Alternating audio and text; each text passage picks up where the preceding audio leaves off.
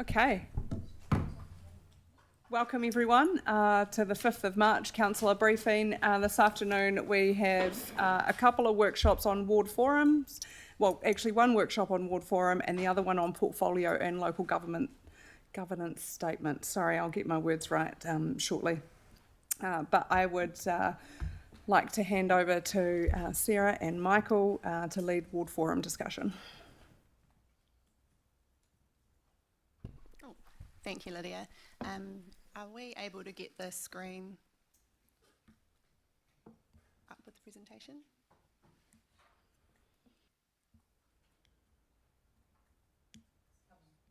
Oh, here we go.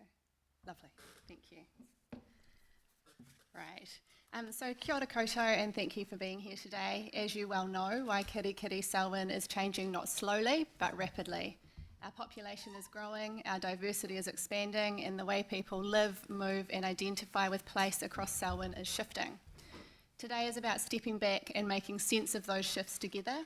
Our goal is to discuss how communities across Selwyn are experiencing council, what they need from us, and how we might evolve our engagement approach so it truly reflects those realities. This is not a presentation to you, it's a working session with you.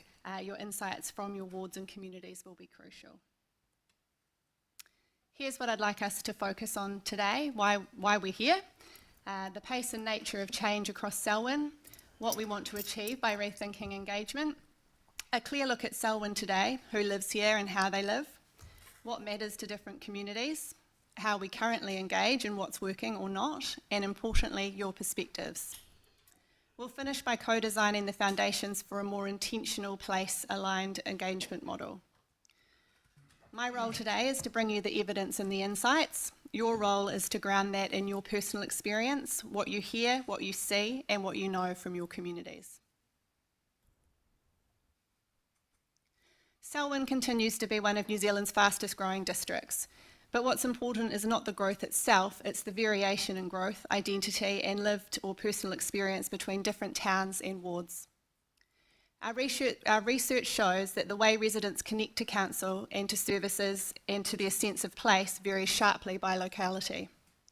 Urban, semi-rural, rural residential and farming communities all have very different expectations, pressures and rhythms in daily life. This diversity is a strength, but it also means our district-wide approach to engagement may no longer be meeting the mark. What do we want to achieve? Our aim is to ensure our engagement approach genuinely reflects local identity, local needs and people's personal experience across Selwyn. We want to strengthen the relationship between communities and council, not just through consultation, but through more intentional, equitable and authentic engagement. A location-based model gives us the chance to align representation and decision-making more closely with how people actually live. This is about making sure communities feel seen, understood and heard. But first, let us talk about who lives here.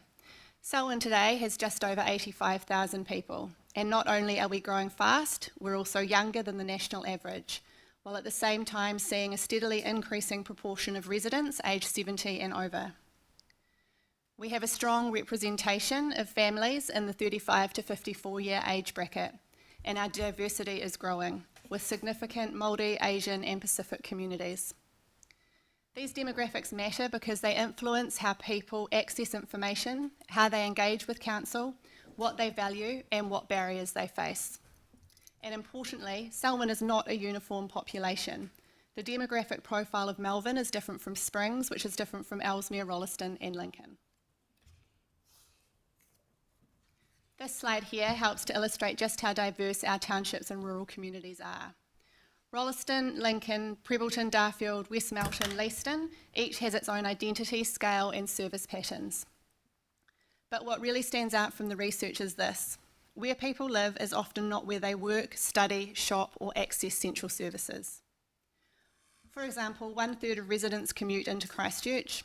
In Springs, that number is almost half that work in Christchurch. Only around 10% of our population actually work in their own township. And many rural and semi-rural households rely on Christchurch or neighbouring centres for everyday stuff. This means community identity is deeply local and not always aligned to our administrative boundaries. Understanding this is vital when we think about how and where we engage. Across our research, one theme comes through strongly. People feel the strongest connection to their neighbourhood or immediate township. That place-based identity shapes what they care about, how they participate, how honest they are with us, and how willing they are to engage. Residents in different parts of Selwyn have different priorities, from water protection and rural land issues in the west to growth, transport and facilities in the east. People want trusted relational engagement, not transactional consultation. They want to see council present, listening and connecting in ways that are meaningful to them. We know that our current model is largely district-wide, and while that has strengths, it also comes with some limitations. A location-based or place-based approach could help us to engage communities in ways that reflect how they actually live, strengthen alignment between identity and representation, increase frequency and relevance of engagement, build trust by meeting people where they are, and that's not just physical, but also across our digital channels as well. Ensure local priorities inform district-wide decision-making. The risk of saying the same is simply that we miss opportunities, especially with our rural and semi-rural communities and with our growing, diversifying population. If we want to maintain trust and build connection in a district that is changing this quickly, our engagement approach needs to evolve alongside it. So that's probably enough from me in terms of the background. I'd like to turn the conversation over to you. You are closest to your communities and your insights are essential to shaping a model that works in practice, not just on paper. So Lydia, if you would like to pick up here.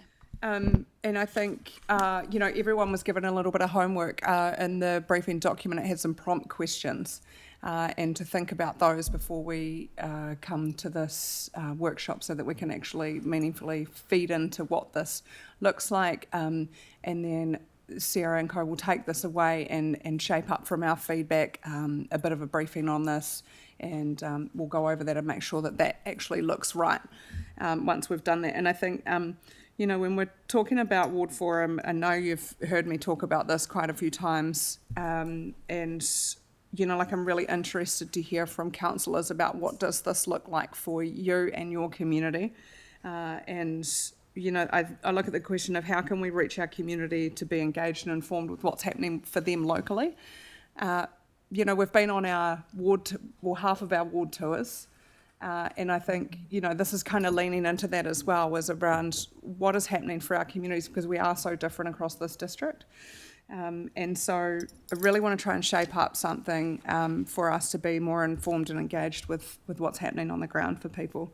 I think what I'd actually like to do is, because everyone was given a little bit of homework, I would like to go around the room and shape this from everybody. I hope that you've all done your homework, and I think when we work around the room, if you've heard something that you agree with, it can be like a yes and situation. So I think in the essence of time, we probably don't need to repeat everything. If you hear something that's on your list that you agree with, that's great. It's a yes and situation. But yeah, Sarah, you put your light on.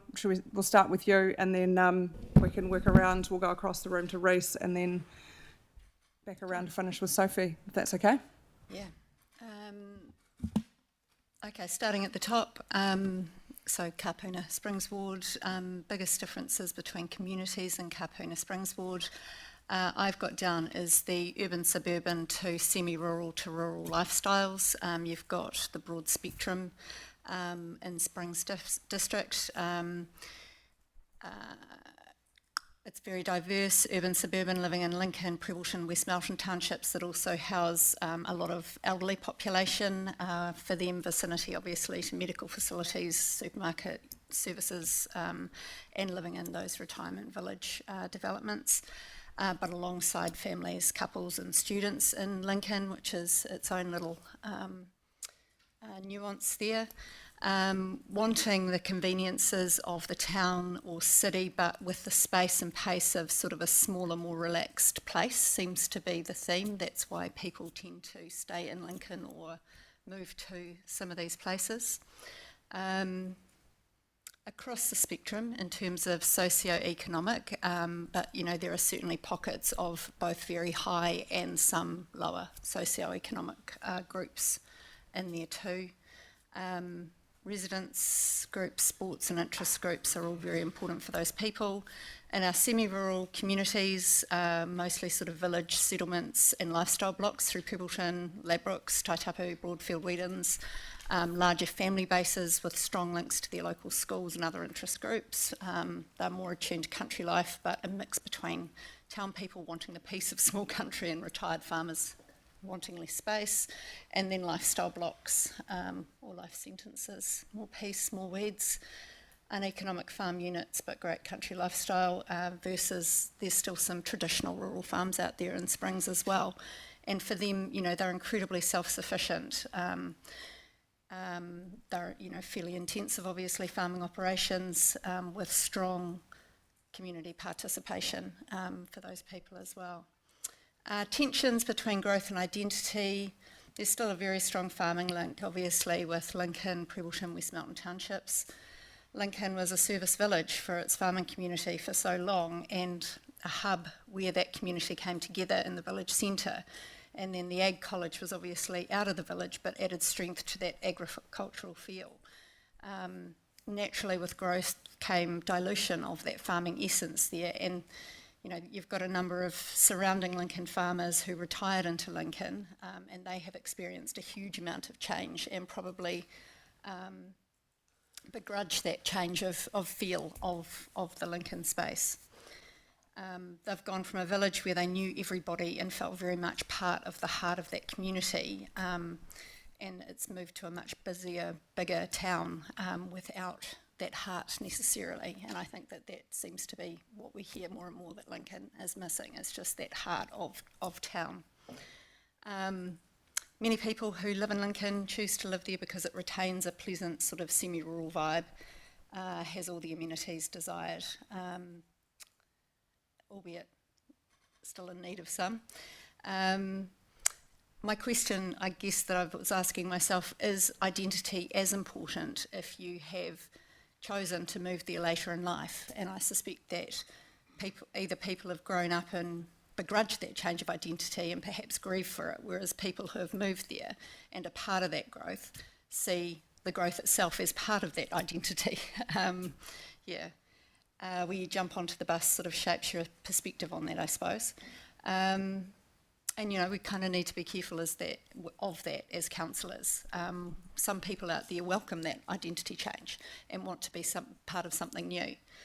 In terms of engagement gaps, there are significant engagement gaps if the aim is to have every ratepayer engaged, but it's just not realistic and should not be the goal. The highest engaged people tend to be retired, they've got time, or are real community people who find this stuff interesting. The vast majority of our ratepayers are fairly apathetic to a lot of this, I think, to what we do and how we do it. They want to have healthy water coming out of their taps, they want their toilets flushed, and aren't necessarily too concerned with council business. But it can be an age and stage thing too. You've got a lot of busy young families or older families where school and healthcare is more important and relevant, where they use a lot of council facilities but almost just take them for granted. As long as they're there and the doors are open, then life is good and happy enough. And so our goal becomes to provide good opportunities for engagement for those who want it, and to provide effective information so that the occasional event, issue or stage of life users can find it when they need it. So sort of having two options. A lot of engagement for people if they want it, or just having the information there that I can find if I need to find it. Ward-based model, I think it'll allow us to be more selectively targeting representation opportunities on issues that are meaningful to our ratepayers. not everything is of equal importance to everybody, so we do need an approach that is flexible. The people who tend to engage on local government boards are highly engaged in their communities, and a generalisation alert, it seems to be the same 2% of people who really dig deep into this community stuff. But we need to make sure that we are hearing from all of our ratepayers. They're not necessarily representative of the whole. I think that ward forums would give us a more diverse pool of residents to be selected to discuss on issues. Informal referendums could be facilitated and the cost concentrated on communicating high quality information to the forum group rather than on the bureaucracy of standing up another system, another layer of system. I would hope too that it gives opportunity for us to better build councillor relationships through different channels in the ward and a wider scope for feedback from a variety of different areas within our ward.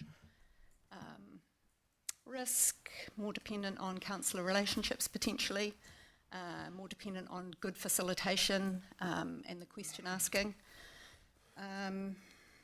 Good guidance and good information will be key, and good systems to support the forums. I suspect there'd be less regular engagement than with community boards, for example, which could risk disengagement maybe by some communities, but it's sort of wholly dependent on ensuring that the ward forum is worthwhile and with purpose, so a really purposeful reason to get everybody together. Success, getting feedback from the ward forum group that is subsequently reflected or aligned by a broader submission process potentially. You want to have the same alignment of your forum feedback as you get with a wider submission process potentially. It's finding a more effective way to hear better quality feedback on issues that counts. Dear Sarah, I can tell you have done your homework. Gold Star Award for you today. And thank you. I think you set an awesome foundation there. What I want to do going forward is let's address these questions that we have in front of us here on these screens, so they would have been in your pack as well. And so, because otherwise we're going to spend 4 hours here going through this, so that's awesome. No, all good. It's good to be passionate. So if we just go around this and say, what are you hearing? The questions at the prompt to get you thinking. What are you hearing from your community? How can engagement better service these communities better and the role of elected members? And how will we know we are succeeding? Can I seek some clarification, Your Worship? Do you want us to go through A to F in the answer? No, I want you to answer these questions on the screen. All right, sweet. Yep. Going forward. We've obviously got something that's out in our pack, so simplify. Yes, if you could please answer the questions on the screen, I think will give a really good guide to shape all that. Go, Reece. Again, Sarah. Thank you. So, well, I've got them in ADF, but in very one-liner bullets, I just shortened them up. Cool, go. Okay, great. The community differences, I think that the residents in the ward of Rolleston, they identify more with the town than the district. So I think that it's more of a centric thought process. Tensions that could arise around the growth versus identity is that the residents are wanting, I'm hearing more that they're wanting more visual engagement, they're wanting to have more public forums potentially. The C, we of course should do that for me. The engagement gaps, I think it is the public forums. I think that we are putting a lot online, and I'm hearing that a lot of that's not. I'm getting feedback lately and mentioned with Soph that it's the Rolleston community want to hear more face-to-face contact. D, the ward-based model would be good. I think that it needs to be done that way. but we've got to make sure that we don't lose what the district plan is when we do that. So there may need to be a higher helicopter vision within those wards to then combine. And the risks of that is that if the Rolleston ward became the focus for the Rolleston would be that we potentially would risk, we're the largest town, we're the fastest growing, we need the money. And I would be very, and I say this to the constituents that are listening, would be very apprehensive to be able to do that. We need to be able to live within our means. And that comes to what does success look like? It is that we spend within our means and that growth is not a burden to the in situ ratepayer that's here now. Thanks, Ruth. John? Yes, speaking from my experience in Tawera, Melbourne, that the common feature is that there needs to be a commitment with engagement. Engagement is just a nice word, but it doesn't actually do anything from the feedback that I'm getting unless it is demonstrated. So there should be a clear local structure, a defined role, and regular communications back. And I think going back and just looking at the general feedback, and I'm not going back to the past, but it needs to be acknowledged, is there's a rift that still needs to be healed. And that's fine, we've identified it, so we can now focus on how do we heal that rift. And I think, again, looking at Tawera, Melbourne, it's a rural area, internet isn't there, there are places where you can't even communicate by cell phone and get communication. And I know that there's a desire to have everything online, but that doesn't work well due to the lack of communications technology, as well as the fact that, as you mentioned, the generation of my age are getting older and we're not as technologically astute. Continuous improvement. How can we engage better? And I think the thing is, when people come out, and again, I'm trying to concretise it so that we can see, like in the Future Selwyn workshops, most of them had very few people attending. And the reason why is the feedback is if the meetings were in the evening, if the workshops were more locally, and just as an example, not gloating, but Springfield had a meeting the other day, 75 people attended. Why? Because the community was committed, the community was engaged, and I do thank the council staff that came, that the community really felt that they were being heard.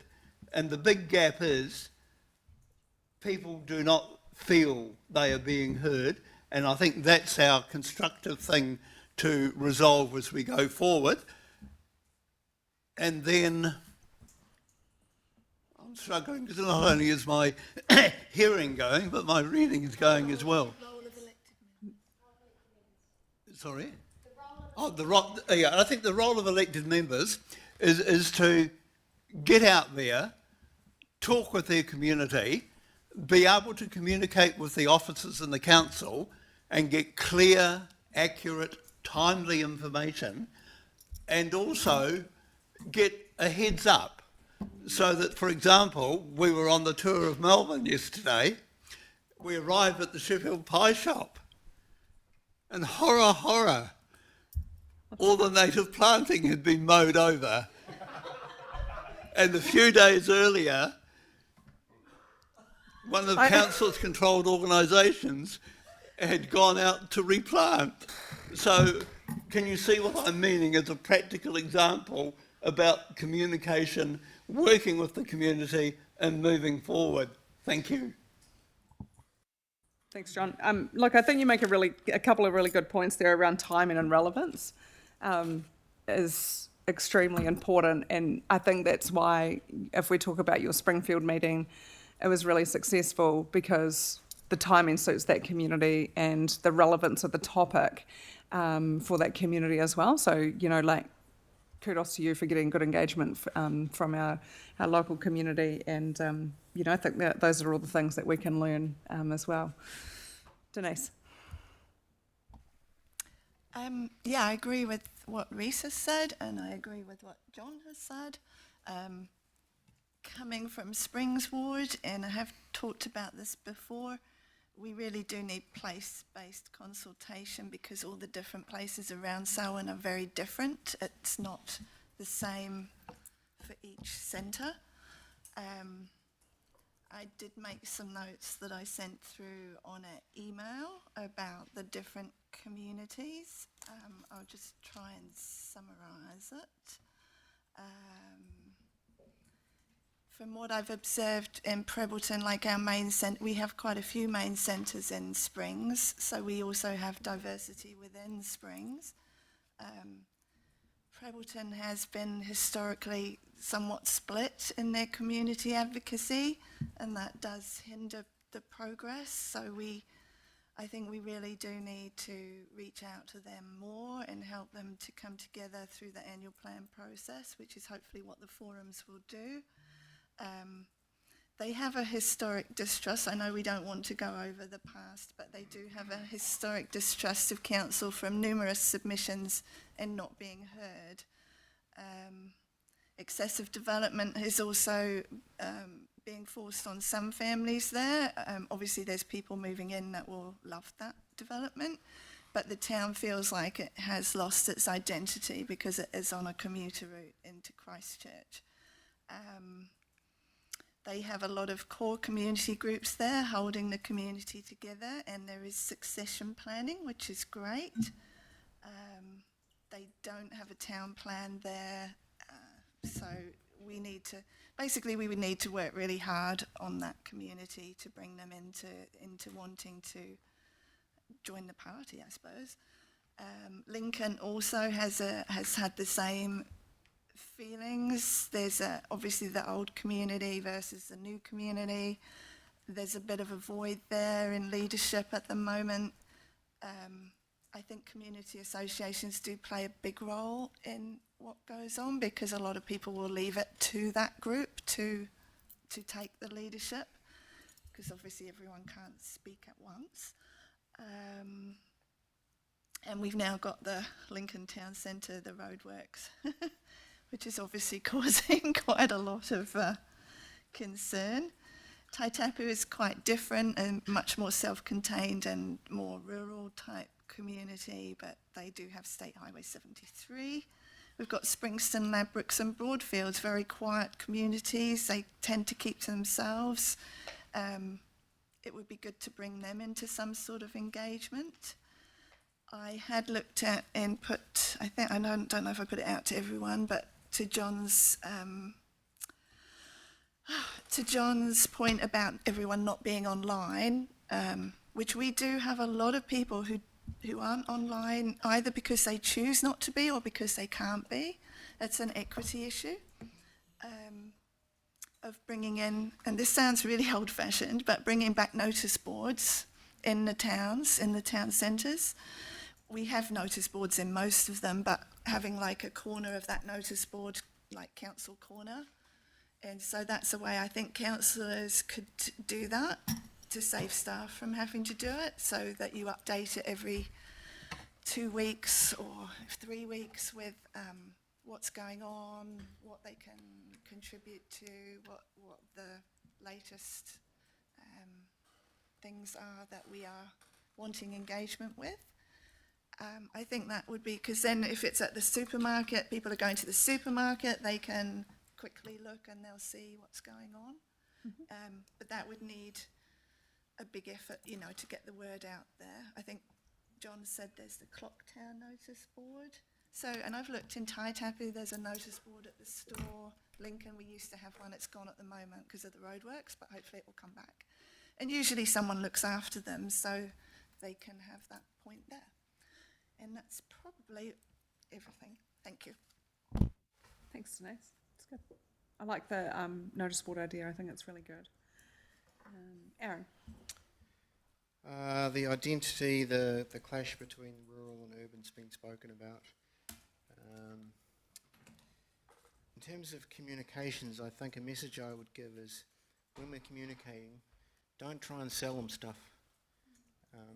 Just provide information and let people make up their mind and tell us what they think. If you're trying to sell them stuff, I think it just builds suspicion and, you know, what do they want to, do they really want to hear from me, or have they decided already? And we also need to close the loop and show evidence that we have listened to previous consultation. It just doesn't go into a void and, you know, put in a report and never to be seen again. People need to see evidence that, hey, I went to that meeting, we talked about this thing. They couldn't do all of them, but they did that one thing that we talked about.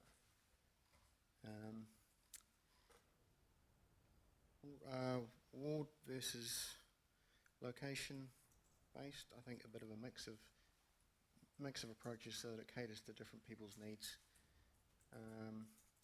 Risks and drawbacks. I think there's a risk in managing expectations of people. You know, if we go out and say, you know, tell us the things that you want, well, people have a lot of very valid wants, but we've got a constrained budget. People want us to keep rates down, so we've got to manage the expectations to realistic levels so that they don't get a wish list of 20 things and get disappointed that we only managed to deliver one, or that we don't do one for their township. So there's that balancing act that we've got to go through, and being open about that up front, I think, is important, because we can't go in and say, what do you want? Great, right, we've written it all down, because when you go away and they don't see the follow-up, if they've thought, well, they took 20 ideas away, they wrote them down, so they must be going to work on those 20 ideas, right? But if you've said, well, actually, you've got 20 ideas, as a group, we've got to hone that down to 5, because the council can't afford to do 20 things from every community. Take them on part of the prioritisation journey themselves, so that we're given a shorter list and we can deliver a higher proportion of a shorter list of things. And what does success look like? I think it looks like improved success, improved trust in council, because that's what's lacking at the moment. Thank you, Aaron. Elizabeth. Hi. So I'm just going to give you a lay of the land, Michael, because you're new. So what I've been doing off my own steam is going out into my community when we have really big ticket consultation procedures, because one thing I hear back from my community is the council staff operate them during the day and it doesn't suit them for the work times. So I go and do them again in the evening and just take the same information packs out. And that's been really successful. However, I have noted we get the same people coming because they are the ones that care just a little bit more and are really engaged. The variation of the tools that we use is going to be really pertinent to this. We've already heard about Facebook not being the one-stop shop. That does really work for some people, but they don't want to engage with a link. They just want to put it in the comments section. So if that's fine, then that's great. I think that should be validated. We can utilise what's in comments. But also in my community, the local community group are happy to engage and also continue to take out their questionnaires. They actually enjoy that. So we can use our residents associations if they're willing. And so if we can work with the residents association so that we actually get the kind of questions. So the one thing that's been, again, as Aaron and others have raised, is really important we don't have loaded questions. We really leave them open-ended and give the communities opportunity to explore. What they want from us is they believe that they are very knowledgeable and that those place-based decisions are the best people to make the decisions, and they want to feel that they're empowered to feed us that kind of level of information and that they deserve the respect that we will factor that in. It's been, I think, an opportunity for us, again, as what others have said, to feed back to the community that we have taken on board and they start to see the fruits of that. I think that's, again, a comms thing, an opportunity for us to go, hey, we looked at everything, thanks so much for your feedback, and this is what we've changed because of. There is a notice board going up in my district, which will happen. As I said, flyers, leaflet drops are potentially quite expensive, but the community are happy to just, cheap paper copies. I've had them say they would like to see maps and posters up on the main street in the shop. So when they go to Hammer Hardware and the craft shop, there is information about you can drop into the library, or this is what we're consulting on at the moment. Definitely Selwyn Times is big, and they have a lot of them. Smaller townships have their own local papers, which they do read. So yeah, just cutting across the board. Obviously, they're happy for us to keep it at the low end of the budget, and it could be as simple as we don't take out full page advertisements, but we just say, in your library, we are consulting on this, and these are the dates that the council will be there. So the councillor being a part of it, to me, is a really big part of it. I think it's great if I would feel it would be best placed if we could work with your team before we take stuff out for consultation, because we've got so much variation in our communities. I've got the farmers, and as others have pointed out, you have to target them at the right time so they're not between lambing and cutting hay and cropping and all the rest of it. That's a very difficult market, but there will always be some little give time. So, and to meet them in place might be the pub. The reality is, so if it's something that's, am I too close to my microphone? Yeah. If I'm too, if we've got pertinent decisions, that the decisions need to be pertinent to that type of group, right? They're not going to be interested in what colour the slide is. The kindergartens are. So I think maybe we reflect that in the way we communicate and who we go out to. Cool. Thanks, Elizabeth. My little bit of feedback since we're going around the table is, and I think about this in the ward forum context, so it's not consultation, but this is actually how do we engage with our communities better. And so I'm just going to shape it back into that, into that. Yes, Elizabeth? I forgot one thing I just wanted to add. Okay. I just want to say area plans, town plans are probably really pertinent as well, and I think someone else mentioned that. I think it would be good if we do go out with that big stuff all together so that we are starting to shape the bigger picture. Thank you. I'll start again. I look at this in the context of a ward forum, and so to me, my idea of a ward forum is actually us as elected members going out into our communities and inviting along people and stakeholders in our community that we know are really interested in trying to almost capture in the other people that we do miss in these situations. And I know that we engage a lot with our residents associations and sometimes our schools, but I feel like there's a whole lot of different demographic of people that we miss at times. And so my idea of a ward forum is to go out to those communities, to seek them out, invite them along to a meeting where actually we as elected members own this. And own the engagement with our community, and also invite along our CE and executive leadership team if what is happening in that ward is really relevant to those people, and start to have those conversations about what is happening here and have we got this right, rather than, I guess, communities having surprises when we go out and do capital projects or whatnot, even when they're agreed through annual plan, long-term plan. Sometimes for some there is a bit of a surprise that things are happening. And that is my vision on that. I think that, there is still quite that divide of the urban-rural and how people live and their lifestyles and timings that suit them and methods of engagement. So, we do need to, even when if we're inviting people along to these face-to-face meetings, the way that we invite people needs to be varied across the board. So, you talk about not just using social media, an advert in the local paper, so that we're trying to actually capture more than just one demographic of media users. And I think that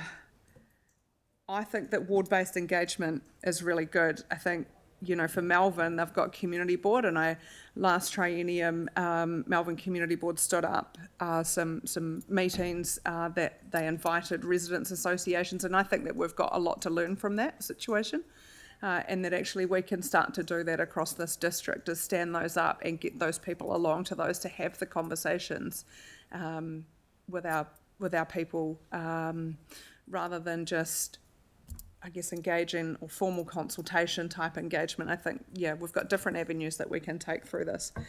There's probably some risks and drawbacks, and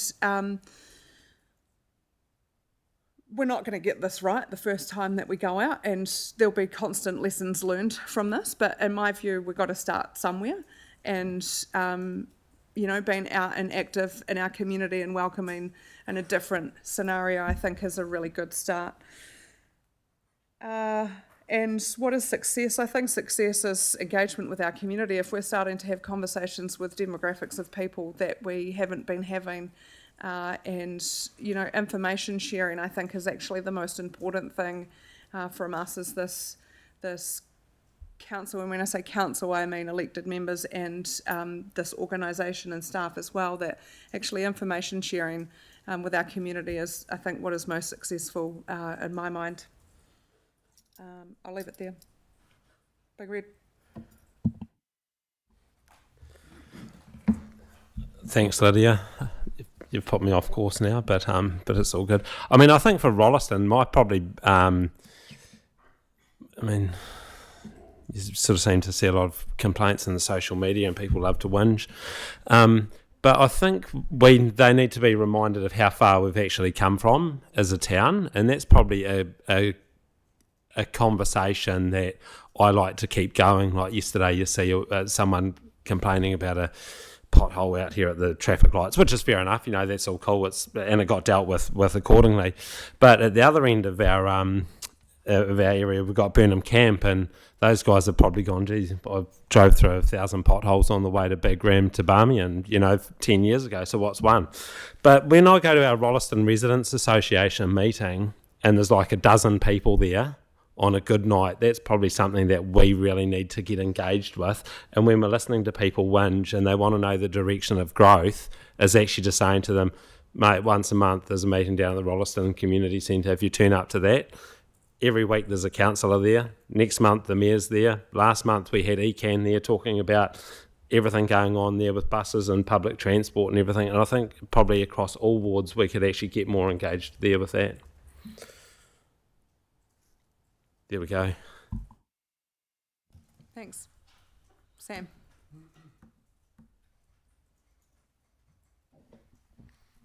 Good afternoon. So if you're sitting at home playing along and I wonder if Sam or Tracy represent my ward. Well, we do. So many in our rural community see... a lot of people believe that our rural communities are somehow more financially fluid than their urban neighbours. The truth of the matter is that a lot of the times they're asset rich, cash poor. Many of our rural residents I've spoken to are staying on the family farm for longer than possibly they would have in the past, since family don't want to take over.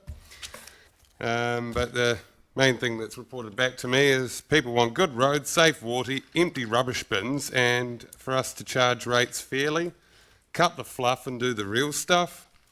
Doubling our township population with the same infrastructure is setting us up for disaster. Another key point raised is not one more cent. You've had enough already. Take that how you will. More drop-in sessions for our rural centres. Regarding shared direction, the role of elected members. Govern, don't be governed. Help engage with the community to hear back what our residents actually want and then set the direction to staff. And how will we know we are succeeding? When the community engages online, in person, or when we're out and about, be it positive or negative. I'd like some assurance also regarding our consultations that those submitting on the long-term plan or any other submission actually live, work or play in Selwyn. I don't like the thought that we've got lobby groups piling on and outweighing our community and silencing them. Thank you. Thank you. Tracy. Agree with a lot of things that have been said. One of the first points I want to pick up on, I think, is something Reece said. and that's about one way. I think that the notion of ward forums, which I 100% support, is that once or twice a triennium, perhaps a couple of months after an election, and then again 18 months later, is that we have some kind of bigger forum where we bring key stakeholders from the district, from groups, into one place where they may have 5 minutes each or something like that. But one of the key things for me about, it's more what I'm seeing in the communities than what I'm hearing. I'm hearing stuff, but it's been reflected by everyone else, is that one way we can close down or attempt to close down the divide is to have, and that's number 4, how will we know we're succeeding? To me, we'll know we're succeeding because somebody in Springston understands that in Ellesmere, in Doyleston, they're scared when it rains because their homes are going to flood. That somebody in Tawera, Melbourne, understands that over in Lincoln, safety on the roads there is becoming more of an issue because the growth, as we all know, is fast and is outstripping the infrastructure ability of people to move around safely. So when people from other wards are aware of what is facing others in the district, we may have a chance of getting closer to not necessarily identifying with the whole district. People may still just identify with their town, their place, but to have an understanding of what else is there. Residents' associations vary greatly across the district. I say that as at large. I've been everywhere, not everywhere. I haven't been to a Rolleston Residents' Association meeting, but I am aware of their existence, and I have been out to Lake Coleridge Village, Hororata, I've been into Melbourne Tower, I've been to Springs, I've been to Ellesmere, and all of our residents' associations are not created equal. And I think it's an important thing that perhaps we understand from what I've seen, is that in our urban areas, our residents' associations, from my experience, tend to be much more focused on what the council may be interested or is doing at the moment and how they are unhappy with that. In Ellesmere, they are more interested in drains and the rain and will I have a house after the next rain event. So I am not demeaning or belittling the Urban Residents Association focus. I'm saying it's different. We have people in Tawera, Melbourne, we have people in Ellesmere who genuinely are thinking about potentially life-threatening things happening around them. And that is not to say that the people of Rolleston, Lincoln, Prebbleton, etc. Don't have valuable lives. I hope that that distinction doesn't get lost in the translation. I'm trying to help build a bigger picture. So my experience of Ellesmere and Tawera, Melbourne, is that those people are looking very much at some of the things that Samuel and Elizabeth have said, and I've mentioned flooding. They're talking about the safety or condition of their roads. They are talking about the drains, the rain, the water. It's all that stuff. Lots of people want us to just listen and give them what they want. And I think we have to be brave as councillors and help people to understand that everybody can't have what they want, but we'll try to get people what they need. And there is a really big difference there. In places like Lincoln that are growing, and that includes Prebbleton. Prebbleton is now a traffic corridor between Lincoln and Christchurch. They're really feeling that.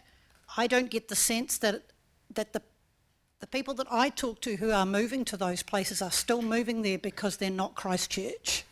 While they are physically becoming like a suburb of that city, there is still a sense of that identity. People actually want to know the name of their pharmacist they're dealing with. They want to know their neighbours. They want those things that perhaps in the city people are too busy with their lives and they're tired from work to care as much about. I think that's still a driver for people to move, even to places like Darfield and further afield. I'm having people tell me that they've either moved from Christchurch or Nelson or Wellington or somewhere else, and they've chosen Darfield because that's where they want to bring up a family and they want that community connectedness. I've also noticed that some of our community groups know better how to access and work the system to achieve their goals through council than others. And that's an inequity that I haven't really heard talked about a lot around our table, as we talk about equity, but that's an inequity too. And again, I would say that my experience of the feedback I'm getting and what I'm observing is that in our rural areas, the groups are much more inclined to be trying to help themselves, raise money, do things themselves, and are seeking from council a way to support that, but they are initiating it. Whereas perhaps more in the more urban places, there's more a sense that council should be doing this. And there's not as much community involvement in those places to move that along themselves. Going through my notes, loving being at large, it's not related, but while I'm thinking. Engagement isn't consultation in my head. Engagement isn't consultation, so I would impress on everybody that consultation is normally around something very specific and often in our case within statutory or regulatory guidelines. Engagement to me is getting people interested in what we're doing and us becoming interested in what they're doing. So it's about engagement to tell, to inform, but also engagement to hear and talk. So I would personally prefer that the forums were not just remembering the standing orders, so I'm going to change the phrase I'm going to use. It's not a wine fest. It's not a forum where where everybody comes and tells the staff and the councillors everything that's wrong. For me, that's not the purpose of the forum. Some of it will be, but to me, it's bigger than that. It is about them understanding how things work and collaborating with us in some cases. We've got this project that we want to do.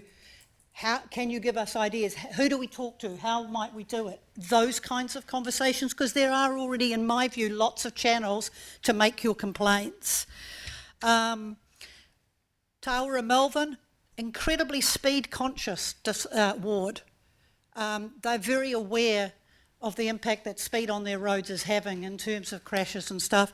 Over in Ellesmere, my impression from the people I talk to is they're a little bit more relaxed about speed. So even within the district, even within rural, you have differing views. We're not homogenous even within rural. I think talking to some people on the edges of Rolleston, there's a sense that some people in Rolleston have a higher expectation of what a council can deliver because council's been delivering an awful lot over a number of years. And so in a sense, the bar is high, but it looks high to all the other wards, but in Rolleston, that's their norm. And I think there's a challenge in there for us and the people of Rolleston as well. Yeah. So I 100% support the notion of the wards, which won't surprise you. And I support any way that we can drop any barriers that divide us, because as a city person who has become an at-large councillor, I am loving going around this district from Rolleston to the towns, to the other places, and seeing the amazing diversity. And the mayor probably knows this because she's really at large in the big seat, is that we have far more in common than we have differences. And it's about just listening and observing the experience of other people that is different to ours, and how that is manifesting looks different, but the underlying stuff is the same for all of us. I have no idea if that answered those four questions. Good. Thanks, Tracy. I think, and it's, you raised a pertinent thing there is around consultation, and that, a ward forum is not actually a decision-making forum. It's not to make decisions at that place. It's a communications tool with our community. Last is Soph. Okay, I've had a lot of time to think about this. So I'm talking solely, obviously, from the perspective of Kaumania Rolleston, which is Rolleston, but it's also Burnham, which is an awkward one in itself because even though a lot of the people who live there now are not part of NZDF, they live on NZDF land, and we have no say over what happens there. But they do come into Rolleston and to other townships. So there is definitely a gap in our engagement there, but I'm not sure how many people are really thinking about it in that sense. It's actually quite a hard community to get into, not least because there's gates. Yeah, anyway, Rolleston generally, I think we're still at well over 50% of people have lived in the town for less than 5 years, which makes it very different to just about every other community, even with the growth in different areas. And quite specifically in Rolleston, most of the people who've lived here for less than 5 years, it's in very specific parts of the town. And those parts of the town are actually quite a distance away from, we have a lot of community facilities, but they're a distance away from it. And while it's not the same as the distance between townships in, say, Tauera Malvern, I do get the impression when talking to people that it's almost like they feel that there is this gap, like we're over here, this stuff is over here. And would be great to find better ways to bind some of that together. I mean, even the houses look different, you know, ever smaller sections, starting to get some townhouses and all this sort of stuff, whereas you come up this end, you've still got so few quarter-acre sections. There are some areas where they've got almost a hectare in the rural residential areas. It's quite a variety, and then there's the difference in the ages. So you've got a lot of smaller families, but now we've got more and more multi-generational families, even in very small houses where you've got 3 generations trying to fit into a 3-bedroom house. We've also got a lot more ethnic diversity, and I know that there are parts of the rural areas that have a lot more ethnic diversity than anyone will normally notice or expect, to be honest. But it's very clear in some of the newer schools in Rolleston where New Zealand European is the minority now. And that's pretty cool, just saying. But it is a different engagement challenge. And in terms of how people engage with services, which is not just council services, you know, when last term I sat on the community funding panel, and Rolleston doesn't get the applications from heritage or environmental groups because that is not the thing that we have here. We have a lot of sports clubs, and the people who are members of those sports clubs often do not live in Rolleston. So there's a lot of mixing, which is cool, but it turns into quite a different origin story on a whole different series of things. And when it comes to things like our residents association, so back in the olden days when Selwyn Central was a ward, still not sure why it was called Central,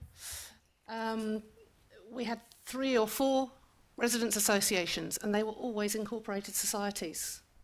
The only 2 that are left are Rolleston and West Melton, but they weren't township committees the same as other places had. And that, again, kind of created a different loop in terms of how they engaged with council. And as others have said as well, we've got the difference in consultations and hearings. My general feeling from talking to people around Rolleston is most people do not have the time, the capacity, or the understanding of the system to bother with things like formal engagements around here. They're too busy. They've got 3 kids, 2 jobs, a house that you're never home in long enough to pay attention for that sort of stuff. That doesn't mean they don't have thoughts. It's just that by the time they get to the point where they've got free time, they're not going to sit down and write it in a consultation. I'm sorry. So where I come to with this, when I think about all of this, is that I'm sorry, I can't remember who it was who mentioned things like timing and relevance first, but that was something that I literally have written down and with a little box around it. And in some ways I feel like, yes, place-based ward forums would be great, but I also wonder about themes and advisory group type stuff or focus groups, because this isn't going to be just in Rolleston. There are going to be groups where they are a small enough minority that even when you try to purposely invite a minority group into a place-based forum, they are going to be the only person and they have nobody supporting them, and then you're this little voice feeling like nobody else is listening because nobody else has the same frame of reference. So it is something that a lot of our neighbours do, is around having, you know, wider district or city-based groups for disabilities, for instance, or for multicultural, that sort of thing. It would be really good to have those intersectional sorts of groups as well, if possible.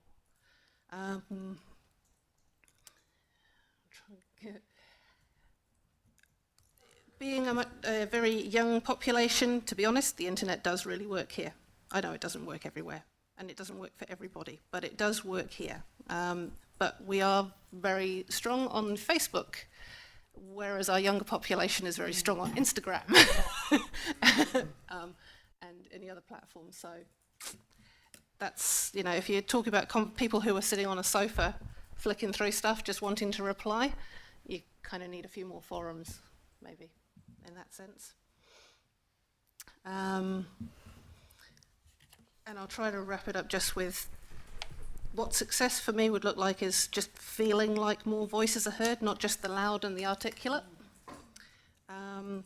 And I kind of have a challenge as well in terms of how this looks the closer we get to something like LTP, because once upon a time we used to have township funds, which was kind of a unstructured form of participatory budgeting, and then we wrapped that up.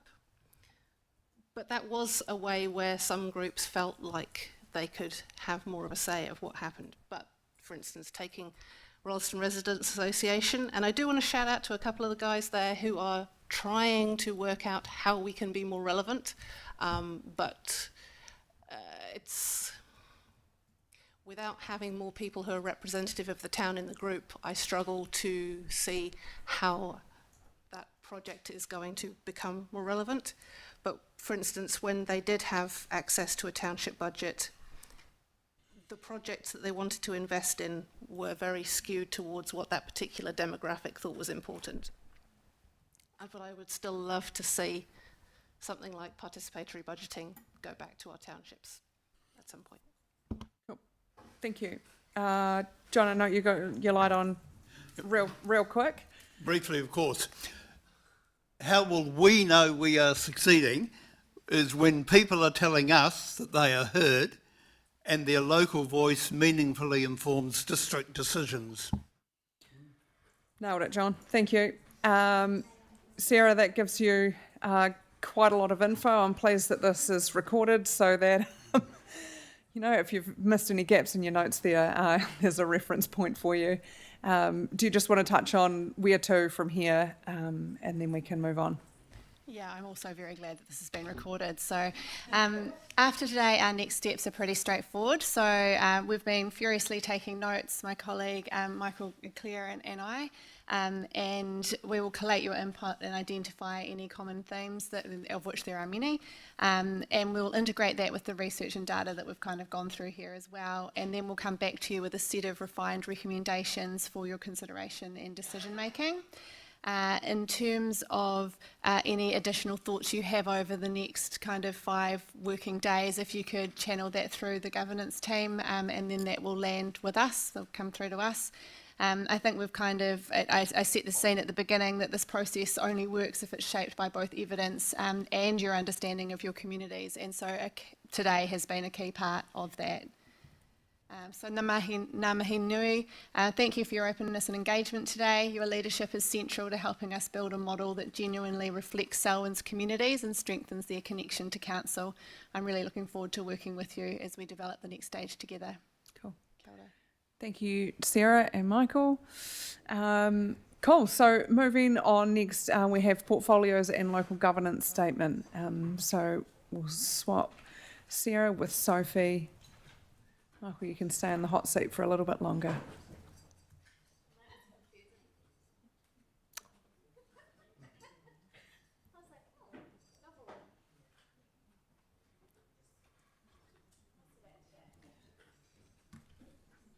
Cool. Take it away, team. All yours. Kia ora, councillors. So I'm here today to talk to you about two things, the local governance statement and portfolios. So a general comment to start with, hopefully you will have seen that the governance team, we've been initiating various projects to improve and enhance the way in which our governors are receiving information. So hopefully you're seeing that in action. We've still got a wee way to go, but hopefully you're seeing that working for you. So in terms of the local governance statement, I was going to suggest that I touch on that quickly and then we'll move to portfolios. So in terms of the local governance statement, this is something we have to do every triennium. We've done a bit of work to really improve its readability this time round. We're trying to make it a bit of a guide to council. The draft that was attached to the briefing obviously doesn't look very pretty. The intention is that the marketing team will help us make it look better and be a bit more accessible than just a lawyer's brain with words. So it'll be a bit more accessible. They've been busy on the annual plan, but once they are able to do that, we will make it look a bit better. There's still a couple of gaps in there. For example, there's a section about portfolios, which when we land on that that structure, the intention will be to put a summary of that in there. And so that leads me to my next point, that this statement is to be a living document. So what we will be asking council to do on the 11th is to endorse it, but with the intention that staff will update it as our governance structures change or where, if links need updating, that staff will make this a bit of an active document so it is actually really usable for the public. So those are my points on the local governance statement. So should we deal with that before we move on to portfolios? Yeah, sure. Are there any comments on the local governance statement? So noting that, Sophia said it's a live document and it's going to be changing as we go along in the triennium for information, and we'll make it look pretty at a later date. Aaron. Yeah, my ears pricked up when you said marketing, but I'm glad that you qualified what you said, because you'll have hopefully been listening when I spoke before. Don't try and sell people stuff. Give them information. So make it look nice and accessible, but keep it more neutrally toned, if you know what I mean. It's not a sales pitch. Thank you. Yes, so the intention is to give it a sort of similar design feel to the consultation document for the annual plan, but obviously keeping it brief and usable. Awesome. Everyone's pretty happy there. Great. All right, let's move on. Portfolios. Okay, so I'll take the section about portfolios as read, but 3 key points to make. The first is to really drive home the purpose of these portfolios is about information sharing, and that's important from a legal perspective as well as just making them useful. And from a legal perspective, we need to make sure that we stray away from any sort of formality or committee-like structure being created as part of these portfolios. As soon as we get into that, then it's taking away from the committees that you already have. So it needs to be informal so that we stay on the right side of our committee requirements under the law. So this is all about information sharing, ensuring that information from staff to councillors and from councillors to staff is done in a really efficient way. It's about early engagement. It does not replace the role of briefings to council. It does not replace your need to receive the full council to receive all information that's necessary for decision making. So it's about that early engagement. It's about facilitating the councillors to be real advocates for the council and for our projects.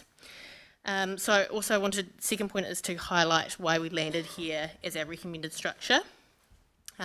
So first point on procedure is that this, because it is an informal structure, it doesn't necessarily need to be endorsed by council. So we'll be bringing it back to the council meeting on the 11th, and you'll see from your agenda that was published yesterday afternoon that it's essentially just a repeat of the briefing, what's attached to the briefing, but the intention is that any feedback that we get from this session or on the 11th of March, we can then just incorporate into the framework. And the framework can actually, again, be a living document. You know, as we start to implement the portfolios, if things aren't working, if things are becoming too formal or not formal enough, we can tweak that and the framework can change. So it's not something where the council decides this is the structure and it's set in stone. It can change over time to make sure that it's working for you as councillors and for us as staff. So the last point that I wanted to make was around efficiency that this will create for staff. And you will have seen in the briefing note the points around making sure that this is not just another format for staff to report to councillors. This is about efficiency both for councillors and for staff. So staff's workload is really high, and the initial proposal was for more portfolios. We've kept it really narrow to 4 portfolios, that was to bear in mind the fact that more portfolios means more workload for staff, and that's not what we need to implement here. Okay, I think I've made all my points. Michael, do you want to add to that? Some of you may have worked with this system before. I certainly have in various places that I've worked. When it works well, it is very, very good, and that you can learn quite a lot from each other about what's going on. And it's a great way to get information to staff about how things are seen or how things will go over, given that you know the communities that you're involved with. And I think it's absolutely invaluable use of time. The key is, I think, from a staff perspective, is if it says the executive director is going to be there, the executive director needs to be there. This is not something you delegate away to your staff. This is a relationship between the executive and the key councillors. So it's a commitment from us as well to make sure that we are part of that and participate fully in those discussions. So you can have some fairly robust and frank discussions about things that probably don't work quite so well in other forums. So it can work incredibly well, and it's a very good use of time for us, that's for sure. Cool. Look, I think happy to hear feedback on what's been included here, and you know, with the operating guidelines, I think are one of the pertinent things as well. Have we got that right? And as you've said, it is information sharing for the both of us in this space. So I'm happy to go to councillors. Denise. Yeah, thank you. I really like the idea of the portfolios, and I like the one that I've been placed in with John. I do have a question about 4.9, and I do wonder if I'm not reading it right or whatever, but anyway, I'll read it out. It says, any existing informal groups that involve councillors and staff, for example, capital projects like Whātaro Working Group or Lincoln Town Centre Working Group, would need to be disbanded to avoid duplication. These existing groups have councillors with specific interest in those projects.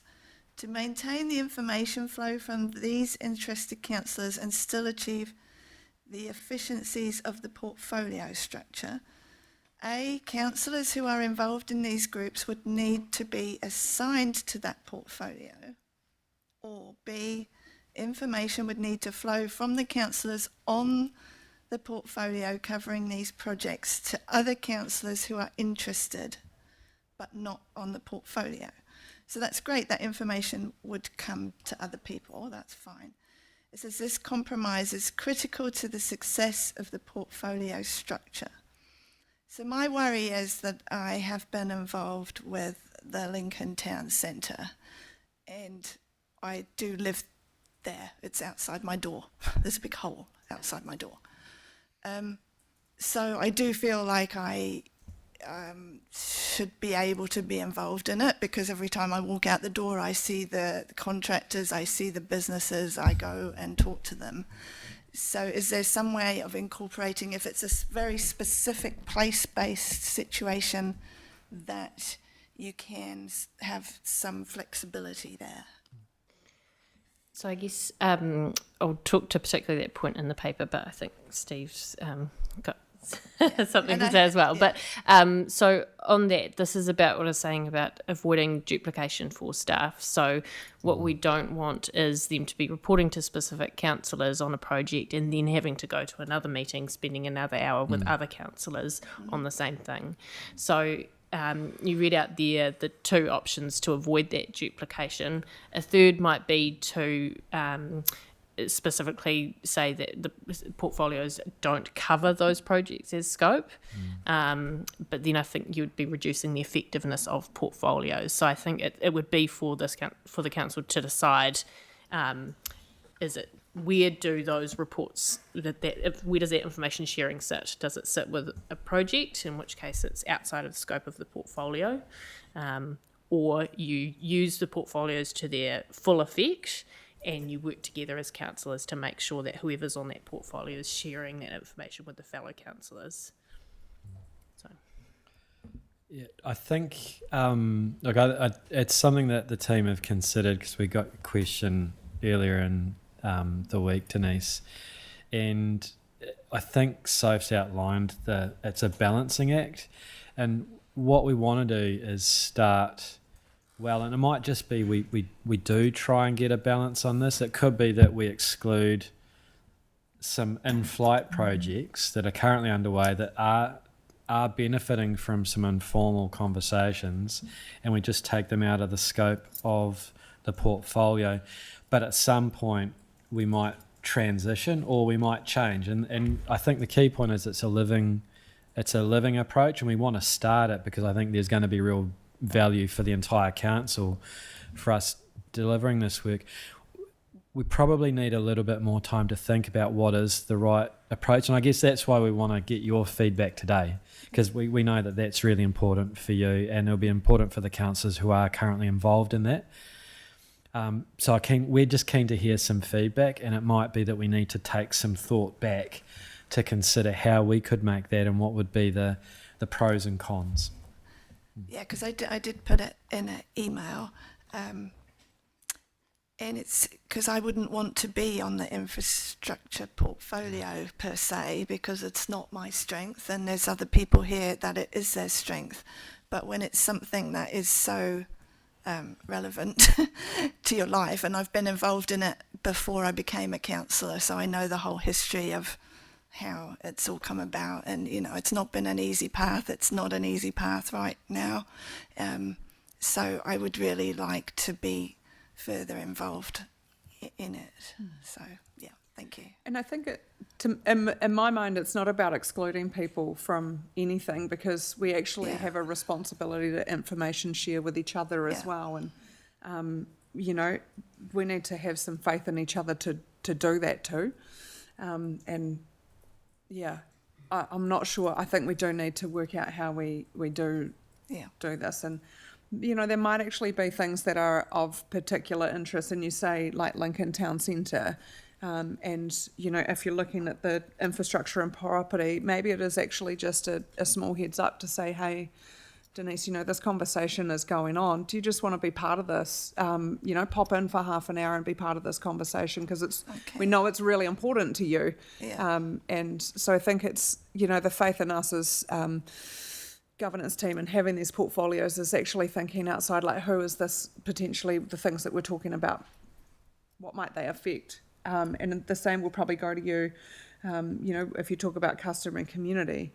And if you're dealing with halls and that there'll be an option for you to recognise and actually say, actually, we need to have a conversation with this person because this might be happening in here. So there is still, I think, a lot of working together in this, and I don't think that putting up walls and barriers between each other is what is anticipated in this space at all. But I recognise that it is really important to you as well.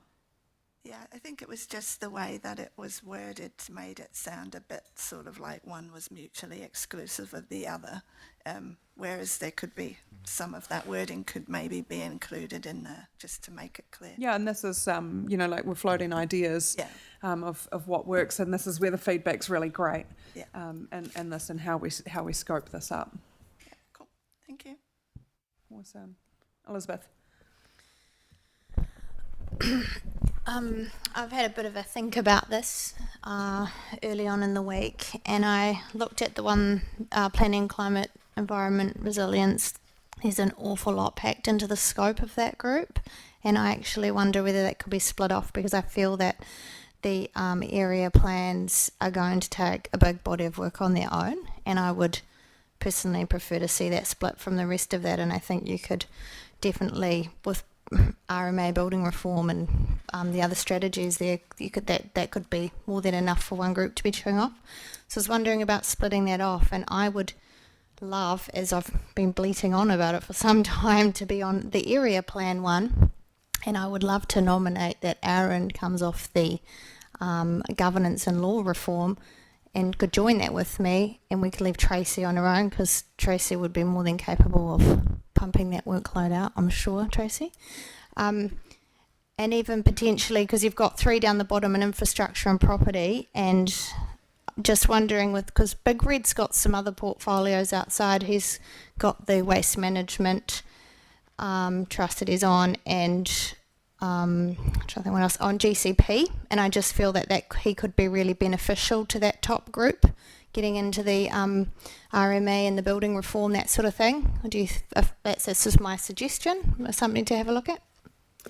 I think in terms of the identity of the specific councillors on each group, I'll be agnostic to that. I think that's something for councillors to decide who is best on each one. In terms of the suggestion around splitting out the portfolio, like I was talking about, we need to keep this really refined in order to avoid it duplicating work for staff. I think we realise that portfolio is large, but essentially the key executive team members that sit on that would, if you were to split it out, they would sit on the second one as well. So actually keeping it in the one portfolio is a way to do it. In terms of the actual mahi and work being done, it doesn't derive from the role of the council in that area planning. So it's not like work would be being done in the portfolio that the rest of the councillors miss out on. So I think it's right to keep it as one, but just being really clear that it's not like there's things being done that others are missing out on if it's in that portfolio. I think that's the thing that's clear. These aren't decision-making portfolios. All decisions come back to this table for everybody to participate in. It's more like a working group, a shaping, information sharing space. Well, and can you just explain how, because you're going to be doing the work at different times, how that's going to be problematic to separate it from an area planning group where people are focused primarily on that versus the existing current situation? I might have a crack at that one. Look, I think it's probably not at a doing level. It's actually at a work programming level. So I understand that, but yeah. It's our staff working with governance to work on what is the 1 to 2 to 3 year work program look like. What are the key milestones? How's the work actually tracking towards that? What are the key challenges? And I guess it also flows on from the ward forum discussion we had, is what are we getting back from the community that we're hearing that actually then influences or might change our work program or change the timing and sequencing of the work we're doing. So it's at probably at that structural work level, rather than we're going to talk about spatial planning requirements in the Melbourne ward, and we're going to talk to what does the roading infrastructure look like to meet the growing needs. Like that's the job of council, the job of the portfolio groups, to really look at that work program. So I think it's the layer above the actual work being delivered. But I don't know if any of my colleagues want to further elaborate on that.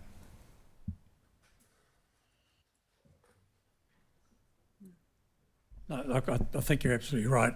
It's not they're not working groups in that way in terms of a focus on that. They're much more general discussions around where things are going. I think Steve's captured it really well. So I get what you're saying. I mean, once we get into all the planning stuff, and we had a bit of chat about that yesterday, that's a whole bucket of its own work, and it'll have its own life and its own structures and its own engagement with councillors through that. So that work won't take place in the portfolio. I've just got Denise. And I'd just add to that, I think we are just wanting your feedback because there's further refinement to do based on your feedback. And there's, as we're looking at it, there are some potential overlaps in some of those portfolios. So that will have to be clarified further. So that's the only bit that I would add, that we just want some initial feedback in terms of, is this in the right direction? How does this fit? How would this need to work for it to be meaningful for councillors? But we will still do further work on this.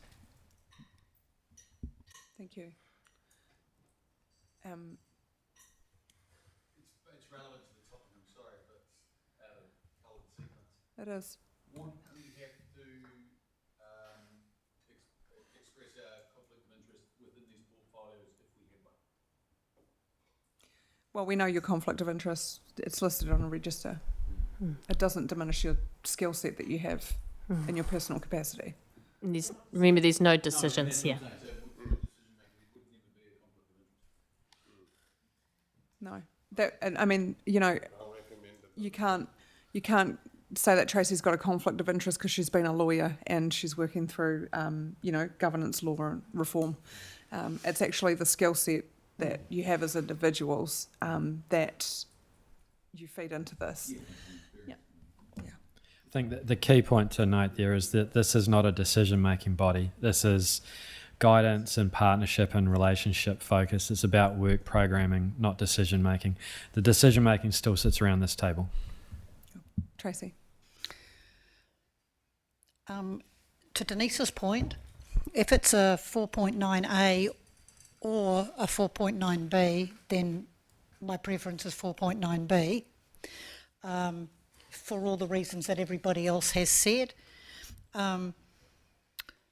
Elizabeth, with your points, without wanting to flog the horse when it's about to stop breathing, it's not a committee. And so for me, I don't have an expectation of a huge workload. What my expectation is sort of, Sophie, this will interest you, I'm sure, given where my name sits. But to me, it's about sitting with some people who are staff, so operations and governance come together, and they talk about stuff that's going on. And if I have a perspective that I can offer to that, either from community feedback or the skill set I've got, then I can offer that perspective. And that doesn't mean that that is a directive and the staff must go off and do that. It means I've expressed that view, they take it, they don't take it because you're still the operations. That's my understanding of it. The key thing for me that's going to make this work, and it's interesting that we just did a values exercise, is trust and honesty, not just between the councillor and the staff, but between the councillors and other councillors. That the information that we get from that portfolio is not managed back to our colleagues, it is passed back to our colleagues. And I think those are the sorts of things that will make or break the success of this. Because my feeling is that when you're talking about the spatial plans and the area plans and stuff like that, that's incredibly operational intensive. So I wouldn't have an expectation that I would be drilling down a lot into that in that meeting. That doesn't mean I'm not reading it as a councillor, and in your case, going to those meetings and feeding back a perspective.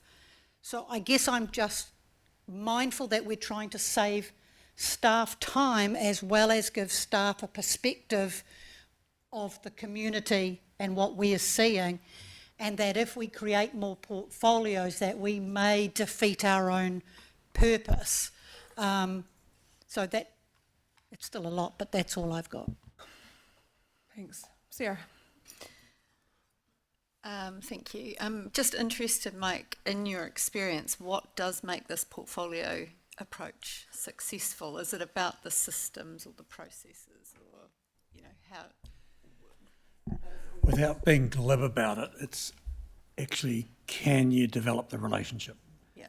Because where I've seen it work, you build, because you share things pretty frankly, without the constraints of this sort of a setup, for example, you can get a much more accurate sharing of information to everybody's benefit.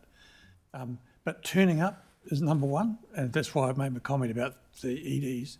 Actually turning up is number one. Turn up to the meeting and be prepared to do that. Look, it could go terribly, terribly wrong, but then it will just not work. But I think, and it may be that 2 of them work and 2 of them don't. I've got no idea.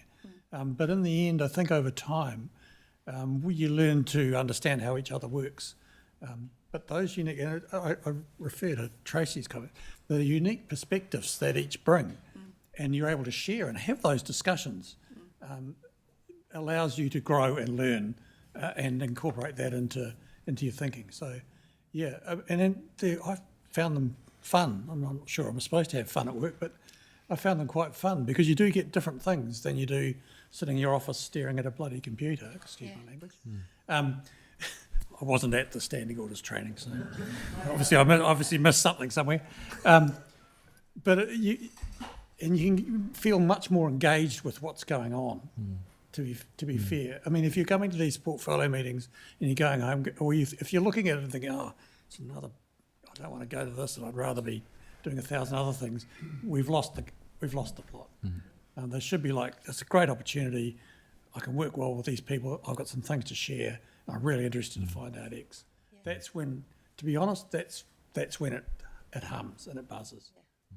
And they don't have to be long. Sometimes the meetings were very short, like 15 minutes, and you're done. Touch base, cover a few key things, and off everybody went. You don't have to do pre-reading. You don't have to read minutes. It's none of that stuff. You're not getting reports. It's really is at a very personal level. So, yeah. And probably building onto that, I'd add, I've worked in portfolio structure as well, and what the council benefits from is the quality of their decision reports that come back to this table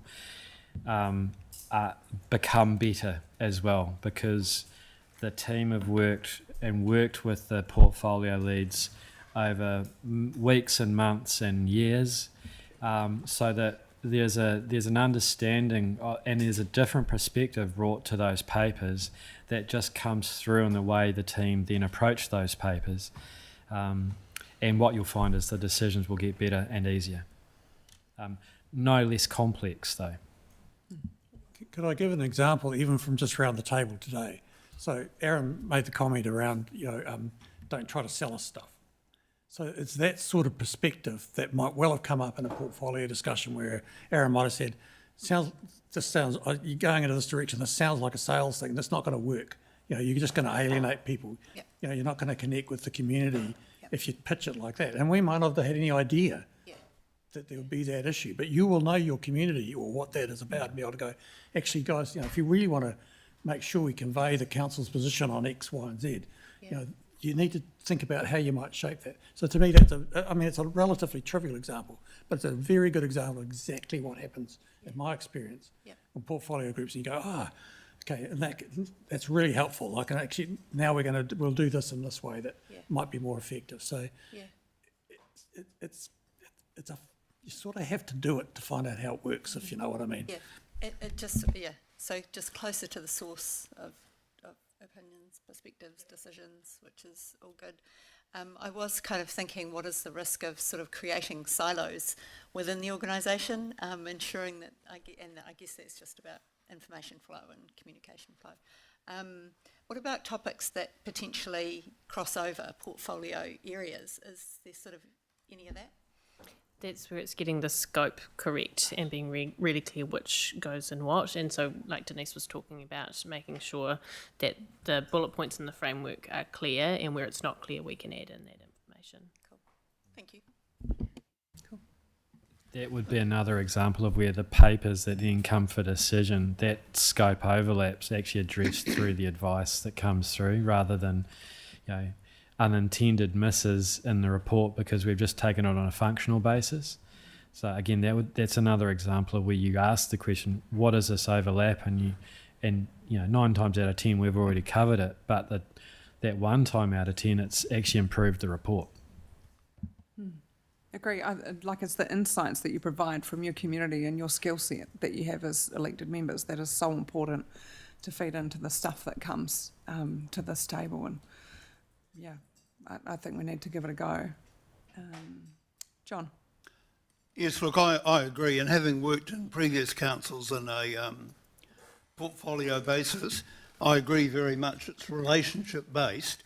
And the more people can focus on the relationships, and also that realising that, in my view, being in the portfolio doesn't mean you're the fountain of all knowledge, but it does mean that you're the vessel through which the views of your colleagues, the community and others are fed back, because in my view there's quite a divide between the operational and the governance, and sometimes I've got great illusions about governance which just aren't going to work operationally.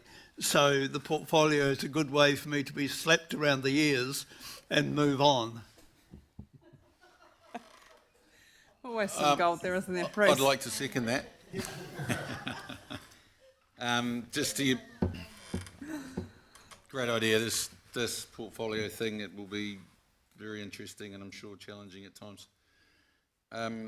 With Denise, with what you were saying, I read this paper myself and went, there's going to be some conflicts here, and I guess that has just hopefully been dispelled by the team here, that as much as we're passionate about it, I will certainly be ringing you up. And I would relate this back to the L2 when somebody was missed off a meeting, and everybody was apologetic about it, and it may happen at times, but I don't think that this would now happen again. So I would, just for that portfolio, it would be good to be able to maybe have a preamble, or this might be a section where we introduce teams where you jump in when it's on that topic, have all your subject expert knowledge put to the chat, and then as it goes on, then jump off so you're not held up by the time frame. Oh, did you? I didn't read I didn't see it. I didn't have it. But just... but yeah, so I 100% agree with you. I think. And, yep. Cool. Thanks, Grace. Sophie? Yeah, thank you very much, Tim. Last triennium we tried subcommittees, and I don't think they worked as well as... the idea was good, but we tested it and we found that it didn't work.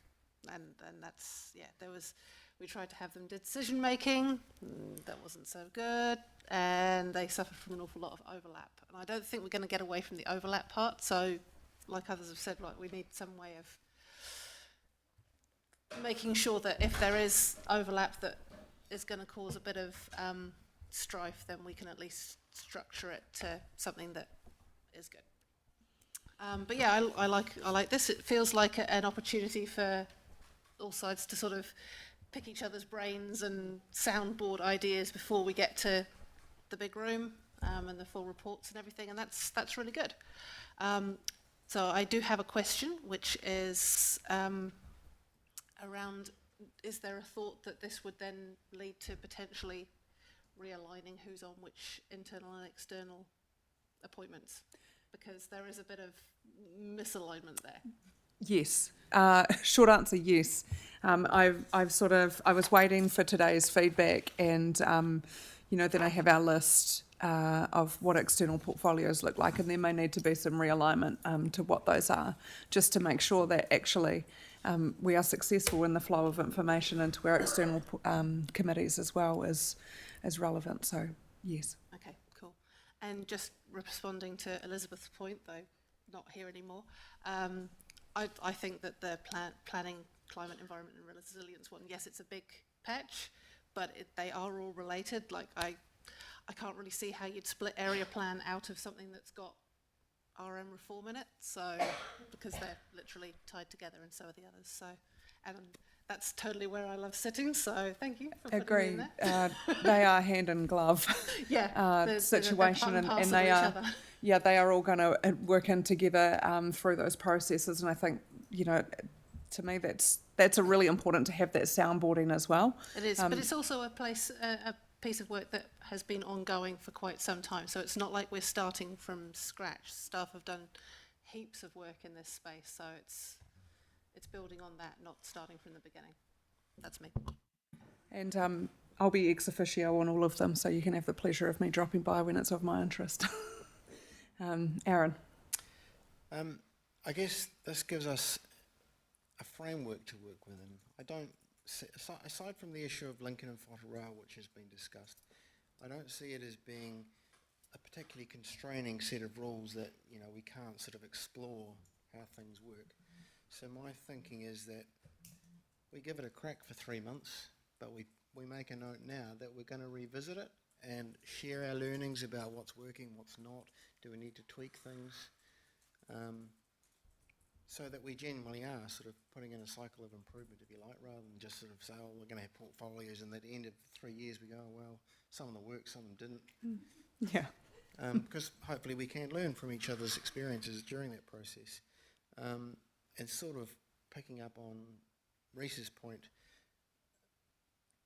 I guess there'll be times during the next 2 and a bit years that a portfolio might start to talk about a particular issue which we know that one of our colleagues, that's their bread and butter, they're an expert on that, or they've got connections that we should explore or whatever.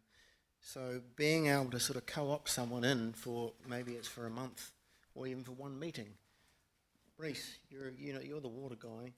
This is coming up in the next few months. What do you reckon?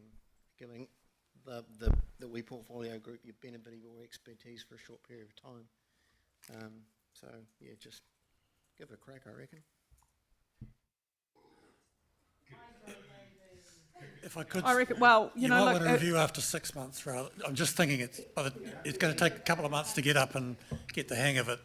But maybe, yeah, definitely before the end of the calendar year, have a full review. Earlier, if you want to stick your hands up and go, actually, guys, this isn't working, we need to have a look at it.